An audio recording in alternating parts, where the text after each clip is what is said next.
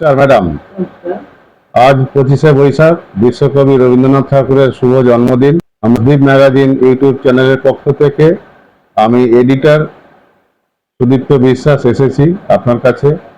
আমি জানি যে আপনার রবীন্দ্রনাথের উপরে অনেক পড়াশোনা আছে এবং আপনি বিশিষ্ট একজন রবীন্দ্র অনুরাগী।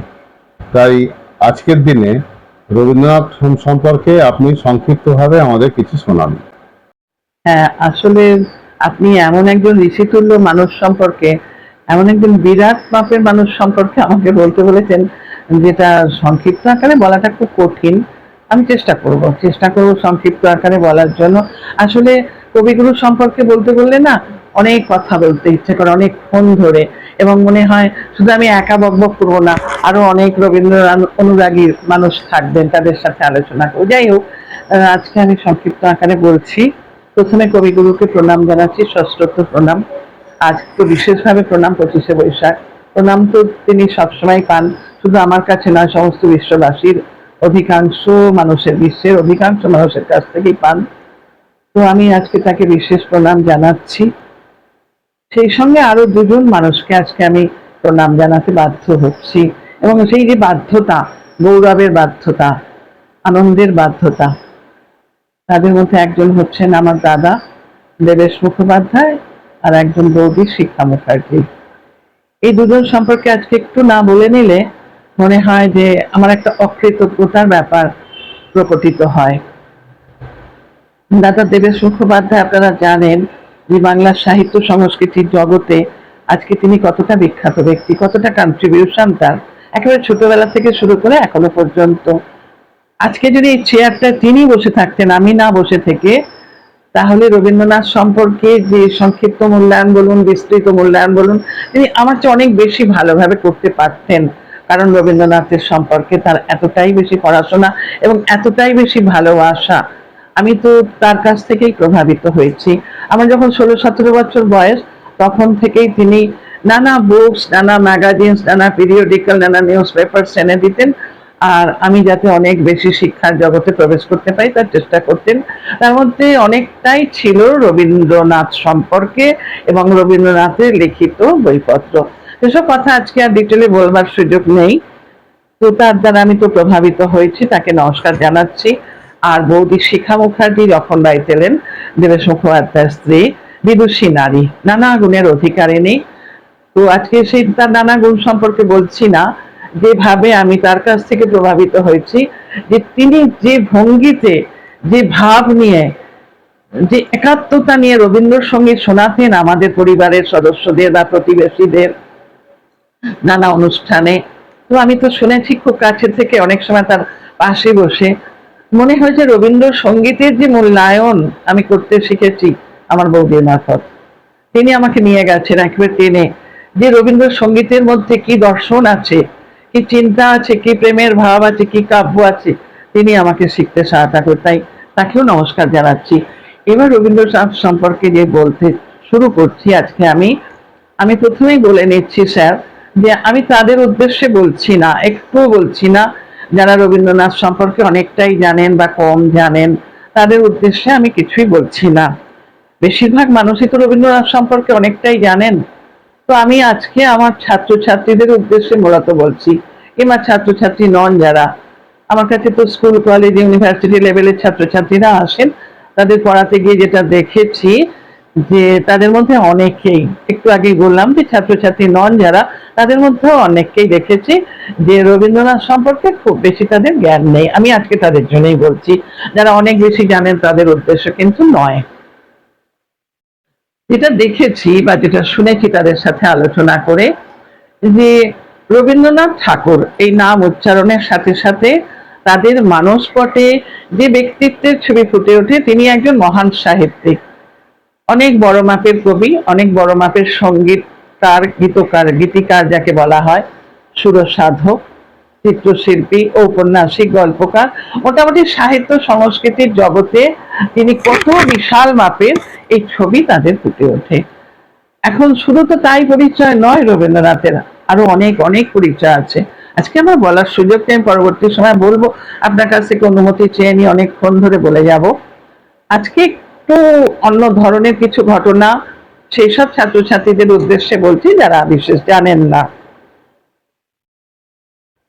1861 সালে রবীন্দ্রনাথের জন্ম, আমরা সবাই জানি। 1873 সাল যখন হলো, 12-13 বছর বয়স হলো, তখন তার উপনয়ন সম্পন্ন হলো। উপনয়ন সংস্কারের পর তার বাবা মহর্ষি দেবেন্দ্রনাথ তাকে নিয়ে চলে গেলেন হিমালয় পর্বতে। হিমালয়ের আশেপাশে অঞ্চল তাকে ঘুরিয়ে দেখছেন। ছোট্ট রবি তখন মুক্ত হলেন, সেই তার প্রথম বাইরের জগতে যাওয়া। সেই যে প্রকৃতির জগৎ, সেই প্রকৃতির জগতে গিয়ে কি অনাবিল আনন্দ পেলেন, কি বিশাল এক অভিজ্ঞতা সঞ্চয় করলেন। তিনি বাইরের জগৎকে দেখতে শিখলেন। তখন থেকেই তার চিন্তার জগতে মোড় ঘুরল। সেই সমস্ত অভিজ্ঞতা, সেই শিক্ষা, সেই জ্ঞান, সেই আনন্দের প্রতিফলন তিনি তার সাহিত্যকে কেন্দ্র করে প্রকাশিত করতে লাগলেন। আজকে আমি সাহিত্য নিয়ে আলোচনা করব না, তার অন্য দিক সম্পর্কে একটু বলছি। তারপর আস্তে আস্তে বড় হতে লাগলেন। যখন 17 বছরের যুবক, তখন বাড়ির সদস্যরা, মানে কবির বাড়ির সদস্যরা চাইলেন যে রবীন্দ্রনাথ একজন সরকারি উচ্চ পদে অধিষ্ঠিত থেকে একজন সরকারি চাকরিজীবী হন অথবা ব্যারিস্টার হবেন। তো এই ভেবে তার মেজদাদা তাকে ইংল্যান্ডে নিয়ে গেলেন, যে ইংল্যান্ড থেকে পড়াশোনা করে আসলে সুবিধা হবে, ব্যারিস্টারি পড়াশোনা করে আসলে। রবীন্দ্রনাথ গেলেন, দেখলেন ইংল্যান্ডকে। তো সেখানে কিন্তু পড়াশোনা সমাপ্ত করলেন না, ভালো লাগলো না, অনেক কারণেই ভালো লাগলো না। আরো কয়েকটা জায়গায় ঘুরে তিনি আবার চলে এলেন, কলকাতাতেই চলে এলেন। তো এই যে চলে এলেন, কিন্তু পড়াশোনা অর্ধ সমাপ্ত রেখে খালি হাতে আসেননি। অনেক অভিজ্ঞতা, অনেক জ্ঞানের পুঁজি সম্বল করে তিনি পেলেন। দেখলেন সে দেশের কি পজিটিভ দিক আছে, কি নেগেটিভ দিক আছে, সমস্ত সেই জ্ঞান সঞ্চয় করেছেন। তার চোখ তো আর আমাদের মতো সাধারণ চোখ নয়, তার দৃষ্টি তো একটা মানে অতীন্দ্রিয় জগতেও প্রবেশ করার পক্ষে যোগ্য দৃষ্টি। তো তিনি সেই দৃষ্টি দিয়ে দেখে যা অভিজ্ঞতা সঞ্চয় করলেন, নিয়ে আসলেন। আসার পর কলকাতা থেকে পেশোয়ার পর্যন্ত গরুর গাড়ি করে যাত্রা করেছিলেন।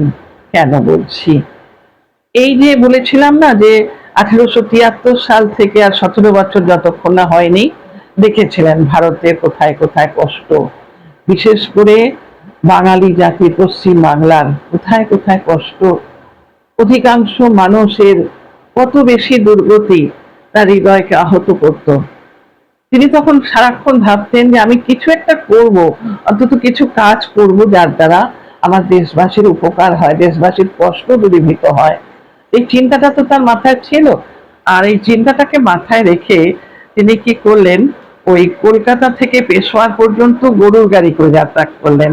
তখন তো ট্রেনে করে যেতে পারতেন, বাড়িতে অনেক সচ্ছল অবস্থা, তো বাড়িতে থেকে কি করতে পারতেন, ভালো করে গাড়ি নিয়ে যেতে পারতেন, নানা রকম মানে কমফোর্টেবল ওয়েতে জার্নিটা করতে পারতেন। কিন্তু করেননি তিনি একেবারে গরুর গাড়িতে করে। কেন গেলেন, যে তিনি তার দেশবাসীর যতটা সম্ভব দেখবেন যে তাদের দুর্গতিটা কতটা দুর্গতি এবং কেন সেই দুর্গতি। তো এই যাত্রাপথে তিনি যা দেখলেন, সেটা দেখলেন যে মূলত চাষি ভাইরা ভিকটিম হচ্ছেন বেশি। চাষি ভাইদের পরিবারের সদস্যরা তাদের নিজেদের যে কি অসহনীয় কষ্টের মধ্যে রয়েছেন তারা। পরনে একেবারে জীর্ণ ফাটা পুরনো পোশাক, শরীরে অপুষ্টিগত কারণে শীর্ণ চেহারা, সভ্যতার আলো নেই, জ্ঞানের আলো নেই, শিক্ষার আলো নেই, সব মিলিয়ে একটা মানে করুণ দৃশ্য তাকে আহত করলো। তখনই তিনি মনস্থ করলেন যে আমি কি করব, কবে করব, প্ল্যান করছেন। ইতিমধ্যে তার বাবা মহর্ষি দেবেন্দ্রনাথ তাকে শিলাইদহের জমিদারির দেখাশোনা করার ভার দিলেন, নিলেন সেই দায়িত্ব। একটা সময় এসে শিলাইদহের বসবাস একেবারে শেষ করে দিয়ে তিনি এসে বোলপুরে আগে গিয়েছিলেন বাবার সাথে। বাবার একটা সাধনা কুটির ছিল, সেখানে দেখেছিলেন। এবং বোলপুরে তখন প্রকৃতি, যেখানে সাধনা কুটির ছিল একেবারে প্রকৃতি রাজ্যের সমাহার। তো বেছে নিলেন তার কর্মকেন্দ্র হিসাবে, সেই জায়গাটাকে বেছে নিলেন। সেখানে একটা স্কুল প্রতিষ্ঠা করলেন। ততদিনে 1901 সাল। 1901 সালে তিনি এসে বোলপুরের শান্তিনিকেতনে একটা স্কুল প্রতিষ্ঠা করলেন। এবারে পর্যাপ্ত অর্থ নেই, তার নিজস্ব অর্থ যা ছিল সেই অর্থ দিয়ে তিনি স্কুল প্রতিষ্ঠা করলেন। যেদিন প্রতিষ্ঠা করলেন সেদিন কেবলমাত্র 2জন ছাত্র, 2জন অধ্যাপক, এই নিয়ে শুরু করলেন। তো সমাজের অনেক লোক, নমর্থক অ্যাটিটিউড ধরেন যারা, তারা অনেক বিদ্রুপ করলেন, হাসাহাসি করলেন, সমালোচনা করলেন, নেগেটিভ সমালোচনা করলেন। ভ্রুক্ষেপ করেননি বলেই বিশ্বভারতী পরবর্তী সময়।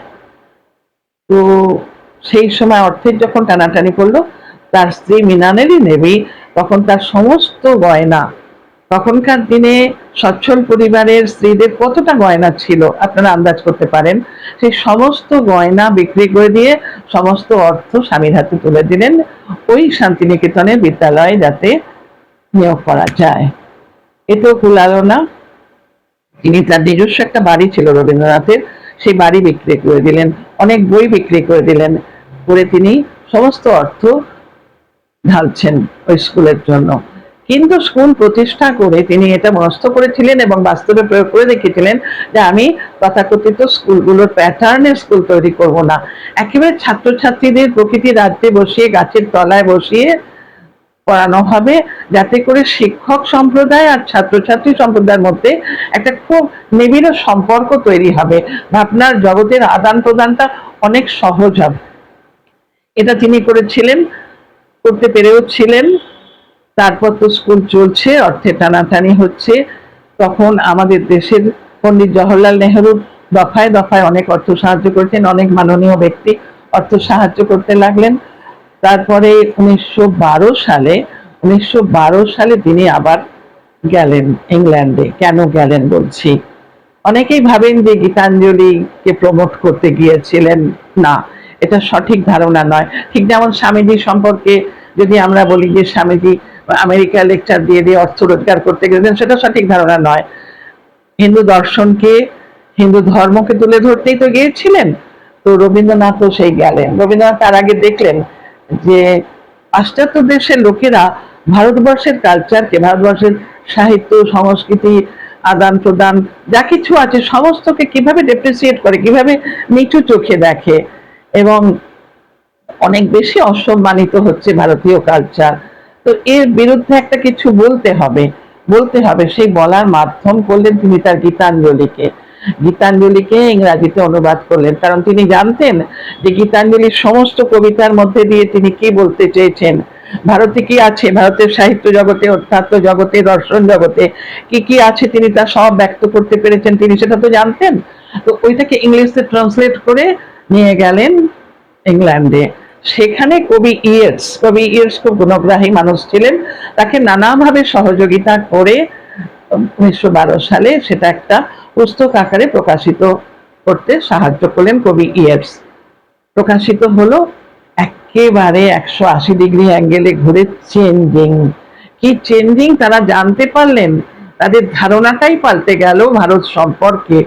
যে তারা বুঝতে পারলেন এই কবিতাগুলো পড়ে পড়ে যে ভারতের সাহিত্য, সংস্কৃতি, ধর্ম, দর্শন সমস্ত মিলিয়ে যে জগৎটা, সেই জগৎটা কত বেশি উন্নত, এখানে কি ঋষি কালচার একদিন ছিল, এখনো আছে, তারা জানতে পারলেন।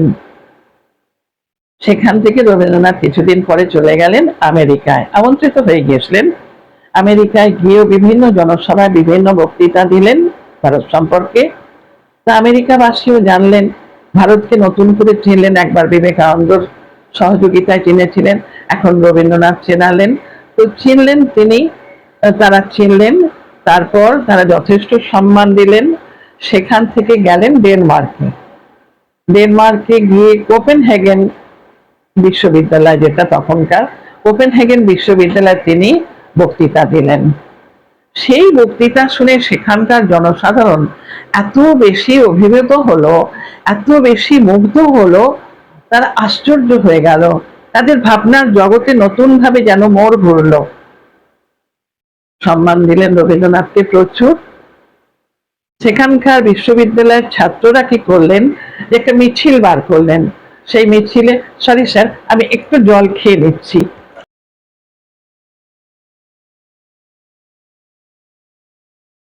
নিয়ে সেই মিছিলে সবাই জ্বলন্ত মশাল হাতে নিয়ে বেরিয়েছেন, রবীন্দ্রনাথের জয়গান করছেন। আর সবচেয়ে অবাক লাগে যে, অবাক শুধু না, গর্ব অনুভব করি আমরা যে সেই মিছিলের একেবারে সবার আগে যিনি ছিলেন ওই দেশের প্রধান ধর্মগুরু। এটা আমাদের কাছে কতটা গর্বের বিষয়। কে কে গিয়েছিলেন, কি দিয়েছিলেন, যার বিনিময় এই সম্মান প্রাপ্তি। এই সম্মান প্রাপ্তি তো তার সেদিন একার নয়, সমস্ত ভারতবাসীর সম্মান। সুইডেনে গেলেন, সুইডেনেও সেই একই ধরনের সম্মান পেলেন। সেখান থেকে গেলেন জার্মানিতে, জার্মানিতেও আমন্ত্রিত হয়ে গেলেন, জার্মানি বিশ্ববিদ্যালয়ে ভাষণ দিলেন। তো জার্মানি বিশ্ববিদ্যালয়ে যেদিন ভাষণ দিতে গেছেন, সেদিন এক অভূতপূর্ব ঘটনা। রবীন্দ্রনাথকে নিয়ে কর্মকর্তারা যাচ্ছেন মঞ্চে তুলে দেবে বলে, মঞ্চে তুলে দেওয়ার যে প্যাসেজ তৈরি করতে পারছেন না, এত ভিড়, এত ভিড় সেই হলে। 15,000-এর বেশি দর্শক সেদিন অ্যাসেম্বলড হয়েছিলেন সেই হলে।